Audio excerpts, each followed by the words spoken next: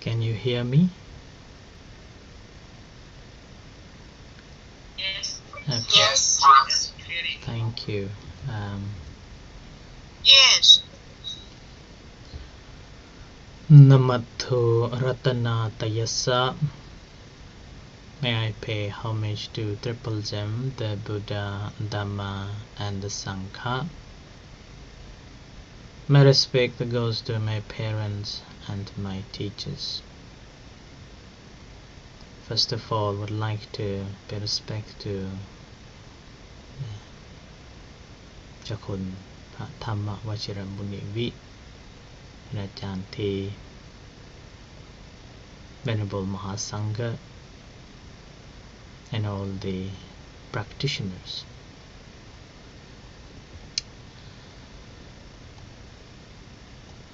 So today is the third day, yeah? So you can relax yourself.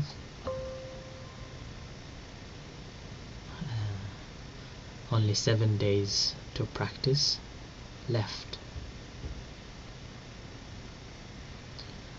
And we are practicing called the satipatthana, a vipassana meditation in accordance with the satipatthana.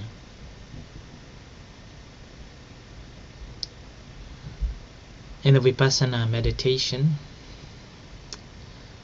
or satipatthana meditation, actually the satipatthana would be the right word to say, and the vipassana is the result of practicing satipatthana. And before going into the vipassana, we have to understand what the kammatthana is. And I will explain a little bit on the kammatthana and the samatha a little bit, and then we'll touch the basic vipassana today. So today I will be here only for 1 hour, so that's why I won't be leading for the guided meditation, both the walking and a sitting meditation. I will leave about 15 minutes if anyone would like to ask or share any thoughts.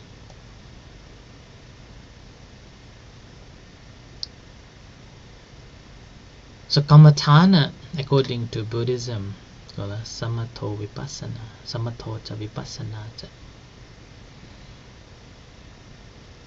So there are 2 types of a meditation. It's called a samatha and a vipassana. And first of all, kammatthana. Kamma means work or action that we do. And a thana is a place or a foundation or a base. So we are working with the help of a foundation or standing on the foundation.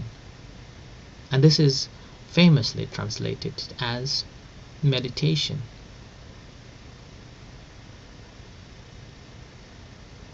And this is samatha and vipassana meditation been introduced by the Buddha. And you may have heard other teachers and other masters been talking that the samatha meditation was practiced before the Buddha. And the Buddha himself practiced samatha meditation until he was excelled on it with the great teachers, Alarada Buddha and Uddakata Buddha, ascetics. Whereas the vipassana meditation, somehow we can find only in the Buddha's teachings, which is very different to any other faiths.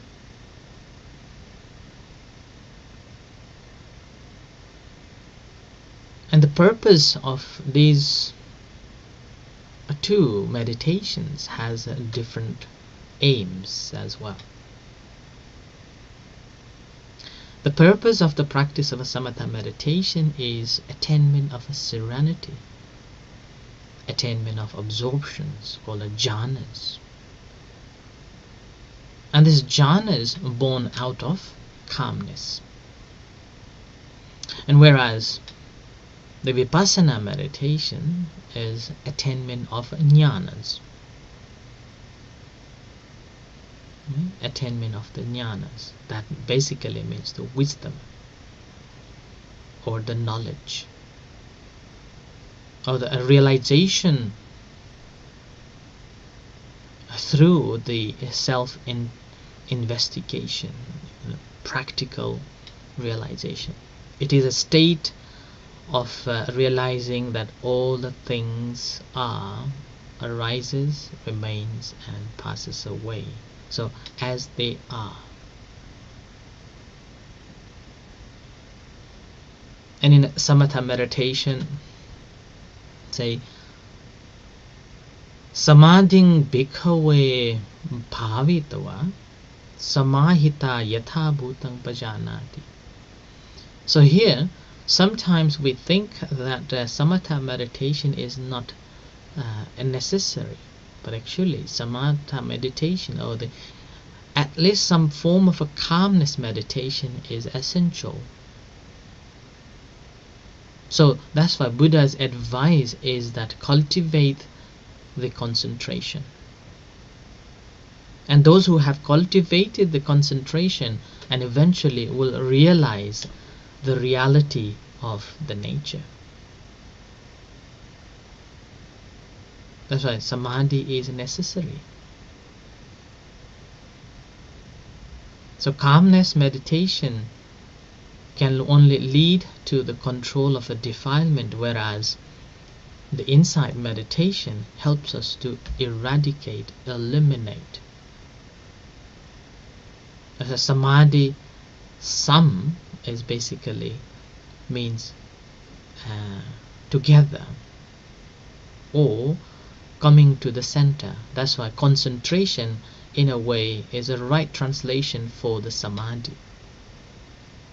Kon means the prefix that's coming, like a sam, and a is bringing close to, and dha is place, the state, the base. So this is basically means gathering the attention on a single object, and unification of our mind. And in general, our mind is wandering all the time, wandering in different places.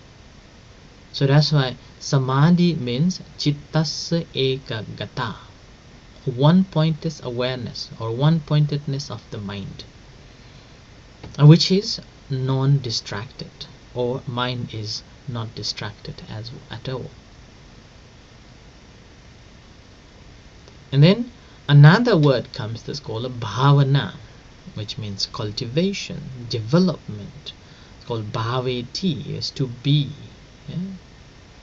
So developing. And what are we developing? So calmness of the mind. And then from calmness of the mind leading to realization. And this realization is basically coming from the mind has been freed from all the defilements, and understanding the reality pertaining to itself. In Anguttara Nikaya, Buddha mentioned that katang sankhara dhatabba, katang sankhara samma sitabba, katang sankhara vipassitabba. So this is the real vipassana here. When someone is asking about it, then Buddha simply saying that one has to go and find the proper teacher and ask if we have a sufficient knowledge about it. Ask that how are sankharas to be seen? How are sankharas to be investigated? How are sankharas to be seen distinctively? Now sankhara here is formation, proliferation, anything that is creating. Now in the practice of a vipassana meditation or a satipatthana, basically we are trying to see the formation of it, is all the phenomena as they appear, as they arise and maintain and passes away. And here, not just that seeing it, we have to investigate the cause and effect of it, and with that we will be able to see distinctively how that arises, how that persists. That's why we means distinctive or distinguishing, separately or clearly knowing it. Vipassana is seeing or knowing. That's why distinctly seeing all the sankharas, all the creation, is the vipassana. So that's why vipassana is not the way that we normally say. Vipassana is the result of the practice. And what is the way? Now when we talk about what is the way, then the satipatthana is the way.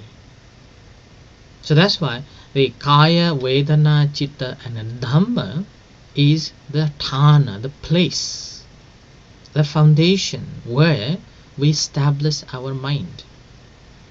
So now here becomes vipassana kammathana or satipatthana. When we are paying attention to the body, if we haven't seen the sankharas, how it forms, how it remains and how it fades away, that still is not the vipassana yet. By practicing, we will be, once we have understood the formation of it, then vipassana gradually develops.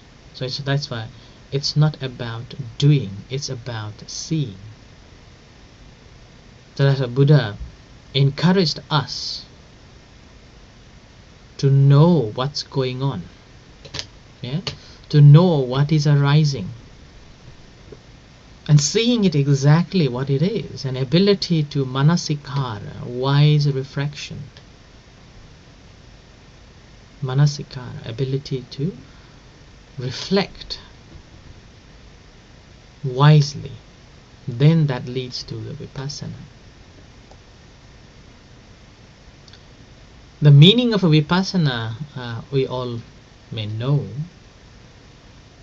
and once again I would like to say that vividhakarena anicca divasena passatiti vipassana,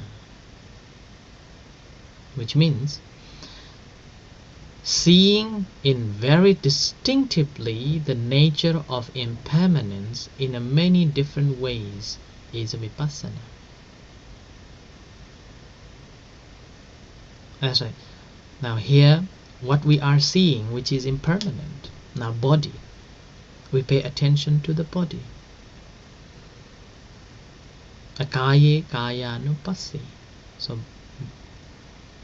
now when you're paying attention to the rise and fall, a rising and a falling, you're mindful of a rising and a falling. As it rises, as it falls, you're paying attention to it and making a mental note. So this is one body part of the entire body part. The kaye kayanupassī, contemplating in the body. And here, this body part, the rising and falling of abdomen, although this is our primary focus point, rather than absorbing it into just the one that this is rising, this is falling, what we have to understand is the phenomena of it, that when it is rising and when it is falling, whether you can see the difference, whether you can see the change in it or not. And in order to see the change, we have to divide, or ability to distinguish between the object, the rise and the fall, and the mind which is watching, or mind which is consciously aware of it. And this ability to distinguish between this body, or a so-called object, and this mind helps us to realize that this is not one. This is not one thing. And with this, further on, what we will be able to understand that the process of arising is impermanent, because there is a constant change going on. Similarly, the mind that is observing this constant change is also impermanent. And that's how both sides we will be able to see that these are not permanent. Okay? And in a practice, we see it gradually, one after another. Rising is one thing. Mind that is knowing that rising is different. Falling is one thing. The mind that is consciously aware of that falling is one thing. So we will be able to distinguish the phenomena of this body part and the phenomena of this consciousness. Now here, after we have seen it, the process of arising is always change. Our consciousness is always change too. But the moment when we began to see this change and the reality of it as they pertaining to be, and that is the character of the vipassana. And with this, rather than we are living in the delusional state that this is one thing, now we see that this is two different things. So darkness dispelled with that realization.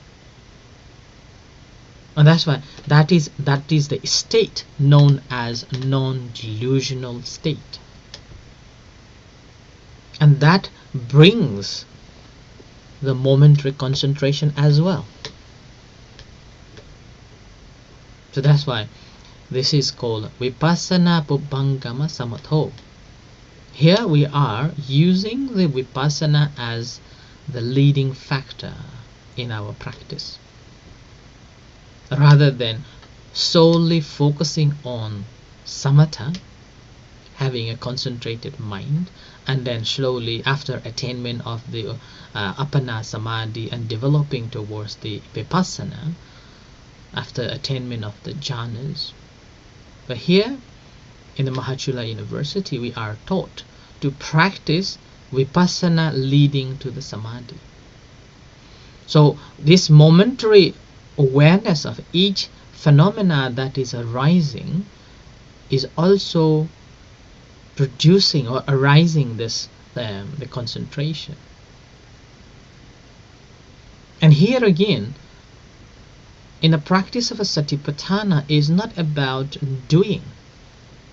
The moment when we do, what happens that there is our intention to be something, have something, be somewhere, not to have somewhere, not to have something, not to be somewhere. That arises. So that's why practice of a vipassana meditation or a satipatthana meditation is not about doing, but about seeing. But our mind is so wild. Our mind is like and the Buddha used the simile like a wild horse. Now think about, if you got the wild horse, how would you train this horse? The Buddha said, first tame this horse and then train this horse and domesticate it. Our mind is like that. Our mind is like a wild horse, galloping all the time. Now, to train this wild horse, we have to tame it. And that can be done by following, being familiar with that. And then gradually become a friend, and then we can train. So that's why, because of our mind is so wild, we are giving an object to pay attention to, and that object is known as a primary object. And that primary object is the rise and fall. rising and falling of abdomen is the primary object. The moment when you can distinguish this primary object as your object that you are paying attention to, then that moment you begin to gain the concentration, you begin to gain the understanding. So we are standing on that. So kammatthana, our mind is working with the help of this primary object now. So paying attention to it, rising, falling, and you see the difference as you pay attention to it.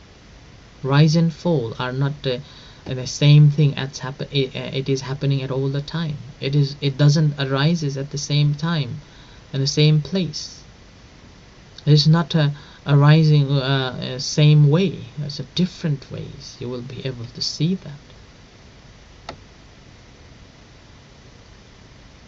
And that's how you gain the sati. That's how you gain the mindfulness and the samadhi, the concentration of the mind. So with this, the modern translation for the mindfulness is given that being mindful about what is going on when it is taking place. And we are aware of that, and that awareness is seeing things as they truly are. There is no opinions, there is no commentaries at all. We are looking at it, seeing at it as they appear to be. In the present moment, being in the present moment. Now sati, as we have heard and have been telling as well, its a character is non-wobbliness. It's not wobbling. It's not like looking in a superficial way. And we don't have a confusion on it either. I'm not wobbling here like a rise and a fall. When it is rising, we mentally make a note, it is rising. When it is falling, we make a mental note, it is falling. It's called asammosarasa, non-forgetful. There is no confusion at all. It is rising, it is rising.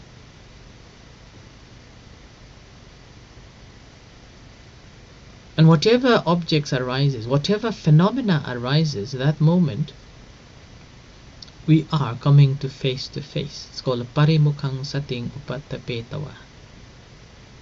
In the satipatthana, Buddha said, parimukhang sating upattapetawa, coming at front. And here, coming at front, or being mindful at front of yours, whatever is happening, any phenomena, you are mindful of that. So we are using the rise and fall, rising and falling, then be mindful of rising and falling.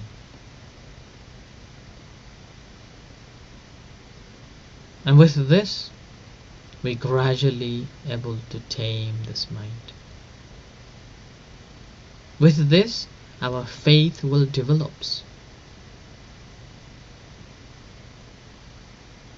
And we have to check ourselves that how much faith do we have. You may have a faith in the Buddha, Dhamma, Sangha. Now you have to ask, how much faith do you have in your practice? Are you practicing faithfully? And this is the first question you have to ask. If you're practicing faithfully, then definitely your energy being fully applied. A virya being fully applied in this practice. But if you are unfaithful in your practice, then your energy being applied in somewhere else. You will be doing something else.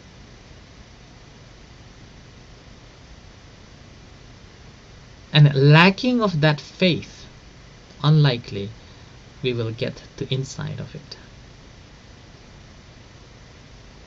And as I said yesterday as well, if we do not do, doesn't matter how much knowledge do we have, we still do not understand. Because Vipassana meditation is seeing things as they truly are, which arises with Bhavanamaya Panya. It's not by Suttamaya or it's not by Chintamaya Panya. It arises with a Bhavanamaya Panya.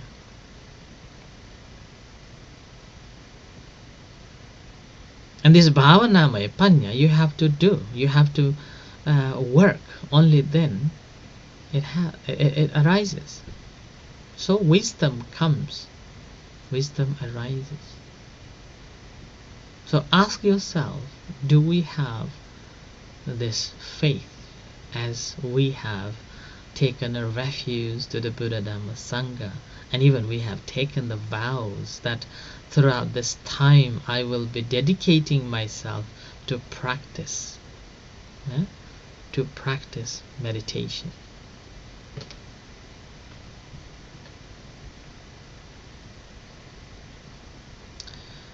The moment when we have this faith in a practice, all the energy called atapi, we will be putting all the energy to practice. And here, the moment when we practice properly, any akusala dhammas that is in our minds and our heart will loosen and eventually will be eliminated.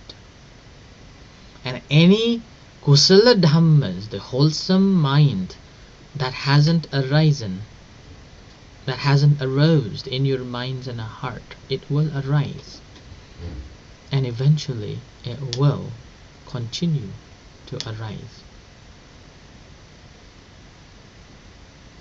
So in the virya, energy, or the effort, in this case the Buddha said that we have to do in both sides, physically and mentally. Physically, we have to dedicate ourselves as we have decided to do so, checking your motivation, checking your intention and ability to practice during this time that you have dedicated, discarding all other responsibilities and duties. And this discarding the rest of other duties but dedicating yourself on this practice, then that is a physically putting your effort to practice. Now mentally, you're paying attention to the primary object as closely as you can, and meanwhile whatever other phenomena arises, you are mindful of that. So we are standing on the platform of a body contemplation, the rising, falling. Distraction arises, sounds you hear, smell you smell, the touch into your body. Ability to be mindful of that. As soon as it arises, your mind is present there, face to face with it. Do not lose until it disappears. And with that we see how this is impermanent. Not only seeing the difference between the mind that is observing and the object that is observed, we also further on seeing that it is based on this object that senses comes to contact. I have come to know this, and this particular object itself, the phenomena itself, is impermanent. Now this is changing. So that's how you will develop your understanding of each phenomena that arises. And in the application of this virya, helps us to investigate all the phenomena. Now you are meditating, sitting, practicing, rising, falling. other sensation arises. In that moment, you want to scratch, you want to open your eyes, you want to move your hands, move your legs. That moment, taking a good care of that mental state and not reacting to it at all, then you will be realizing that how terribly painful it is in your heart. And that helps you to manasikar, wise reflection, wisely reflecting on that phenomenon. So meditation in this way, your sati gradually becomes stronger and stronger. So whatever is happening, all what we are doing is to be aware of that object as it arises. Doesn't matter what it is, be mindful of it, watching very closely as it is.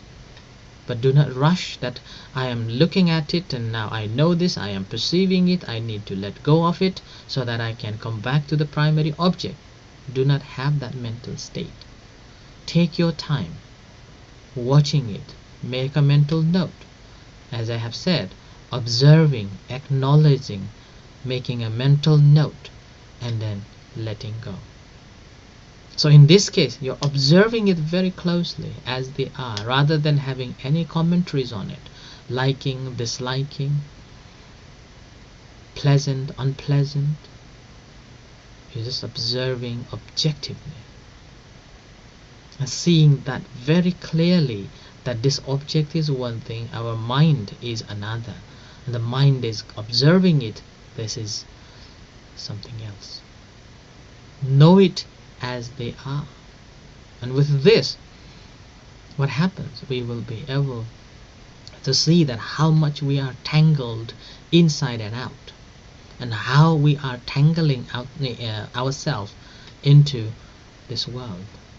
And you may have known this is what the main focus point of the whole Visuddhi Magga, called Anto Jata Bahijata Jataya Jatita Paja Tam Tam Gautama Puchama Ko Imang Vijtaye Jata. We are so tangled inside and tangled outside. So this particular verse was said by one of the Devas, and asking to the Buddha, saying that people are tangled in and out. Yeah? And I ask Venerable Monk, Venerable Sir, who can untangle this tangle? Now, in order to untangle it, first we have to see it. That's called parinyaya. We have to see it. That's why the moment when we see that, then we see the reality that is causing us to be in suffering. Once we have seen it, parinya tanti me bhikkhave, then the rest of other things will unfold. And how do we see that? Then a Buddha replied, saying, Sile patithaya narosapanyo chittang panyancha bhavayam atapi nipako bhikkhu so imang vijataye jata. So in order to see that tangle that is causing us these difficulties and troubles in our mind, in our life, inside and out, we have to see, and we have to practice the virtues, establishing ourselves in ethical practice and developing the concentration, and then that is how one will be able to untangle it. So that begins from the very basic, as it rises, as it falls, an ability to differentiate that this rise and fall is an object, and the mind, the consciously aware of that, is another. And in combination of this mind coming to this consciously aware of that object is causing this awareness of it, and understanding this relationship, conditionality, then the wisdom will simply grow. That's why Buddha called this as ekayano maggo, the direct path. Now whoever walks on this path, it leads to the path and the fruition. It leads to the path and the fruition only, nowhere else. It's like a highway. Once you are got onto it, it definitely takes you to the destination, the Nibbana. So it is leading straight to the goal. Whoever walks on that. And this walking path, although we see it as like a 4 directions, 4 ways, the body, feeling, mind, and a phenomena, if we are practicing properly, we definitely see that all these 4 happens at the same time. Now, bodily contemplation, rising, falling. How do we know this is rising and falling? We know because we feel. So the bodily sensation arises. The sensation is there. And how do we know that there is a sensation? So mind involves. So in order to see one bodily point, the rise and fall, it involves all 3 factors. The body as a foundation, sensation we realize. As a sensation as the bridge, we realize the mind. And that's how we will be able to comprehend this whole satipatthana in one observation. So it's very important that we practice properly. And when it is rising, it is rising. When it is falling, it is falling. The moment when we can contemplate in this way, then sati becomes more mature. And sati alone is not enough. So we have to develop this comprehension, this sampajanya, alertness of the mind, and fully aware of every phenomena that arises. Every phenomena, doesn't matter what it is, we are aware of that. Mind is always alert and awake, whatever phenomena that arises. And with that, we will be able to comprehend the reality pertaining to itself fully. And gradually we will gain furthermore. And here not only understanding ourselves, but also will be able to understand others. And it's called Ajjata Pahidla, understanding oneself and then the others. In order to understand others, we really need to gain the deeper understanding of ourselves by practicing, seeing the natural phenomena. The moment when you realize that your body is made out of 4 elements, gradually you can channel and link with the other as well. The whole world becomes made out of 4 elements. We simply merge into this nature.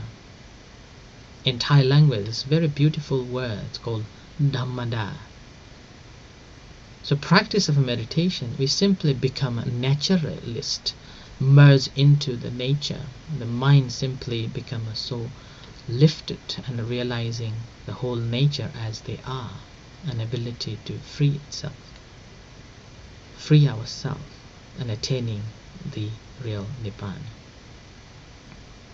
So today I'm just giving you a basic, the foundation or basic information about the meditation, and in the practice of mindfulness, remembering to do the anusati, the recollecting of it again and again, and reminding yourself that I am doing here, and retrospectively being there. Whatever arises, knowing it. Do not think that we are a multitask and we are doing one thing and doing something else. Our mind can have only one object at a time.